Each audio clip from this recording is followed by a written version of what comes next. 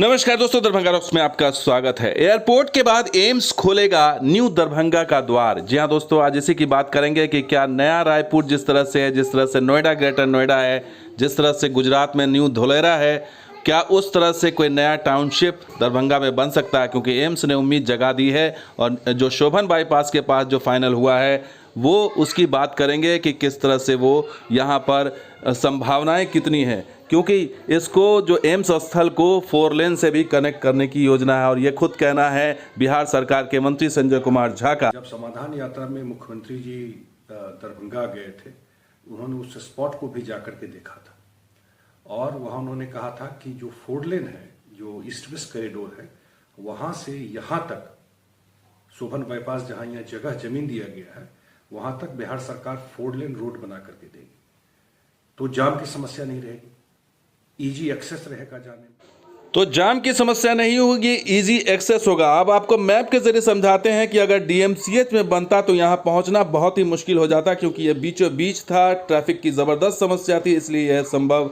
नहीं था।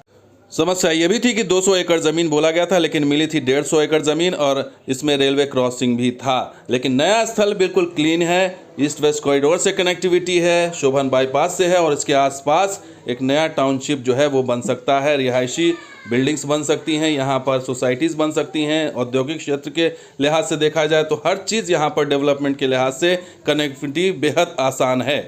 और मुझे लगता है कि दरभंगा शहर एक्सपैंड करने का कोई जगह नहीं है, चाहे कोई कमर्शियल बिल्डिंग बने, रेजिडेंशियल बिल्डिंग बने, कोई और इकोनॉमिक एक्टिविटी हो जिससे रोजगार का सृजन होगा।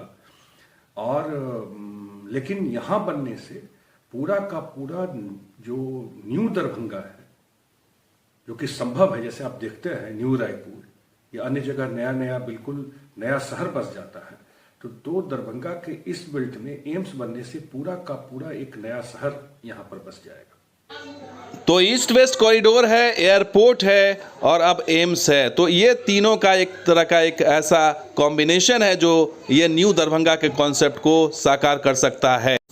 और इतना ही नहीं, आमस एक्सप्रेसवे जो बनने वाला है उससे समस्तीपुर, बेगूसराय और इसके आसपास की कनेक्टिविटी भी आसान हो जाएगी। तो कुल मिलाकर के जो है ये जगह जो चयनित हुआ है ये बिल्कुल परफेक्ट जगह है और यहाँ से एयरपोर्ट की दूरी महज 4 से 5 किलोमीटर है, जो यहाँ की तस्वीर बदल देगा।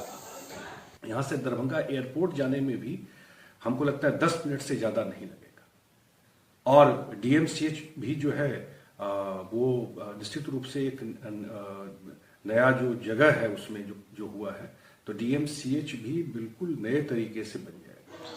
तो एम्स के आने से सब कुछ बदलने वाला है, लेकिन अंतिम फैसला तो केंद्र सरकार को लेना है। और बिहार सरकार अपने स्तर पर यह दावा कर रही है कि वो इसका काम त्वरित गति से करवा रही है और अब जगह जब फाइनल हो गया है तो उनकी तरफ से कोई देरी आगे नहीं होगी। बिहार सरकार के माध्यम से जो भी काम वहाँ पे करना होगा उसमें कोई देरी नहीं होगी, सारा काम समय उसका पूरा किया जाएगा। अब मुझे उम्मीद है जल्दी एम्स का काम शुरू होगा। तो ज़मीन अधिग्रहण को लेकर के अब यह है कि जो डेडलाइन 3 महीने की है वो पूरी देखना होगा कि उसमें पूरा होता है या नहीं। लेकिन एम्स की जहां तक बात है या एयरपोर्ट को अगर देख लें तो उसके अधिग्रहण में कम से कम 3 साल का समय लग गया, 2 साल 2.5 साल मान के चलिए। और क्या एम्स में क्या इतना ही समय लगेगा, क्योंकि दबाव तो ज़बरदस्त बना हुआ है और उम्मीद यही है कि इतना समय नहीं लगना चाहिए, क्योंकि सब कुछ तैयार है।